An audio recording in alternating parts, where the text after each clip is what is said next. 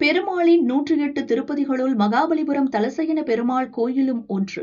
சயன திருக்கோலத்தில் பெருமாள் காட்சி தந்ததால் தலசயன பெருமாள் என அழைக்கப்படுகிறார். உற்சவ பெருமாள் கையில் தாமரை முட்டுடன் நிற்கிறார். 108 திருப்பதியில் கையில் தாமரை முட்டுடன் நிற்கும் உற்சவர் இவர் மட்டும்தான். தன் கையில் உள்ள தாமரையை மூலவரின் பாதங்களில் சேர்ப்பிப்பதாக ஐதீகம்.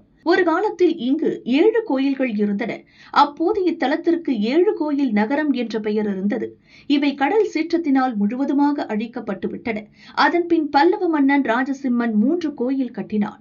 அதில் 2 கடல் சீற்றத்தால் அழிக்கப்பட்டுவிட்டன.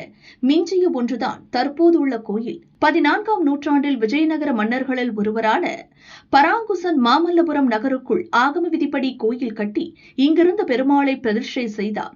இவருக்கே தற்போது வழிபாடு செய்யப்பட்டு வருகிறது. இங்குள்ள பெருமாள் தன் வலது திருக்கரத்தை தன் மார்பின் மீது உபதேச முத்திரையாக வைத்துள்ளார். இத்தல பெருமாளை தரிசித்தால் திருப்பார்கடல் வைகுண்டநாதனை தரிசித்த பலன் கிடைக்கும் என்பது ஐதீகம். சென்னை கிழக்கு கடற்கரை சாலையில் உள்ள மகாபலிபுரத்தில் கோயில் உள்ளது.